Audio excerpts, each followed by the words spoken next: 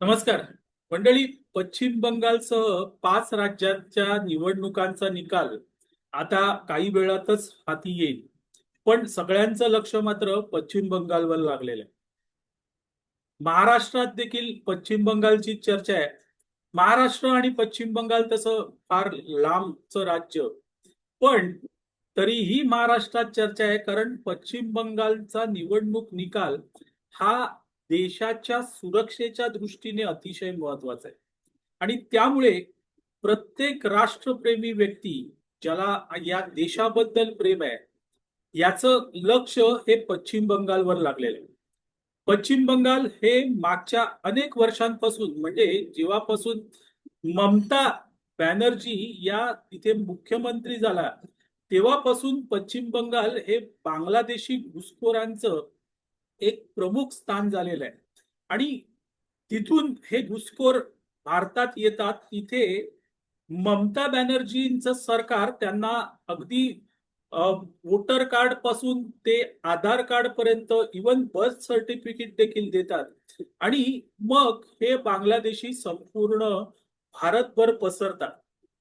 त्यामुळे पश्चिम बंगाल हे जे घुसखोरीचं स्थान झालंय ते बंदच होणं आवश्यक असेल, तर पश्चिम बंगालची सत्ता ही ममता बॅनर्जींच्या हातून गेली पाहिजे, असं प्रत्येक राष्ट्रप्रेमी व्यक्तीला वाटतंय.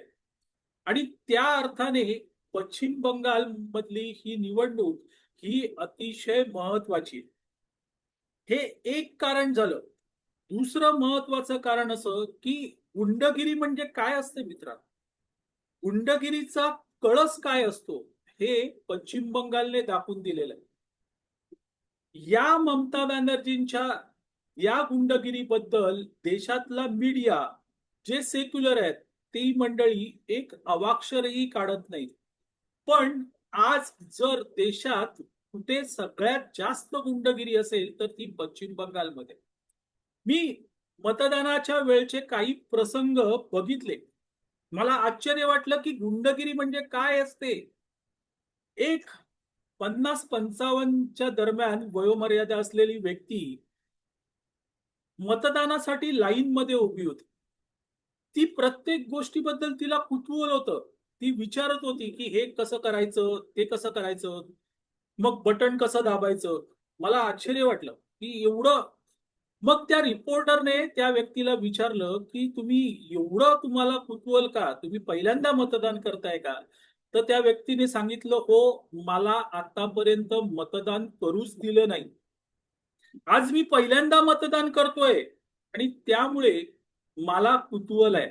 मंडळी लक्षात घ्या, 50-55च्या दरम्यान वय असलेली ही व्यक्ती जर पहिल्यांदा मतदान करत असेल, तर किती मोठी गुंडगिरी तिची असेल. तिला आतापर्यंत एकदाही मतदान करायला दिलं नाही कोणी, ममता बॅनर्जीच्या गुंडांनी. हा एक प्रसंग. दुसरा प्रसंग, ज्या मुलीवर, ज्या डॉक्टर मुलीवर हॉस्पिटलमध्ये सामूहिक बलात्कार झाला, त्यानंतर तिची आई भाजपकडून निवडणूक लढवते. केस मोकळे सोडून ती मतदारांच्या घरोघरी जात होती आणि काही बोलत नव्हती, पण त्या ज्या बायका होत्या त्या तिला आलिंगन देत होत्या, तिच्या गळ्यात पडून रडत होत्या. ही गुंडगिरी आहे मित्र, ही गुंडगिरी आहे.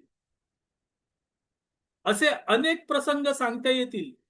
अनेक गावांमध्ये रिपोर्टर गेले, त्या रिपोर्टर्सना तिकडचे लोक सांगतायत की आम्हाला मतदानच करू द्यायचे नाही. इतकंच काय मित्रांनो, तर यावेळेस जे सेंट्रल रिझर्व्ह फोर्स असतानाही भाजपचं चिन्ह असलेल्या मतपेटीवर चिकटपट्टी लावण्यात आली. ही गुंडगिरी आहे. आणि ही गुंडगिरी जर नष्ट करायची असेल, नष्ट व्हावी असं वाटत असेल, तर ममता बॅनर्जी या हरल्याच पाहिजे. त्याशिवाय पर्याय नाहीये. आज घुसखोरीचा प्रश्न एवढा मोठा झालाय की बांगलादेशामधला त्यांचा एक खासदार त्यांच्या संसदेत सांगतो की पश्चिम बंगालमध्ये ममता बॅनर्जींचं सरकार जात आहे आणि ते जर सरकार गेलं की भारतात घुसखोरी करणाऱ्या बांगलादेशींचे लोंढेच्या लोंढे बांगलादेशमध्ये परत येणार आहेत आणि मग त्या लोंढ्यांसाठी तुम्ही काय व्यवस्था करणार आहात हा तिथे प्रश्न विचारतो. लक्षात घ्या, जे किती मोठ्या प्रमाणात ममता बॅनर्जींनी हे गुंड हे घुसखोर घुसवलेले आहेत. ममता बानो दिसते तेवढी सोपी नाहीये. जर ममता बॅनर्जी जिंकल्या यदा कदाचित, मला तर वाटत नाही त्या जिंकतील, पण जर जिंकल्या तर तिकडच्या हिंदूंचं जगणं असह्य होणार आहे मित्रांनो, असह्य होणार आहे.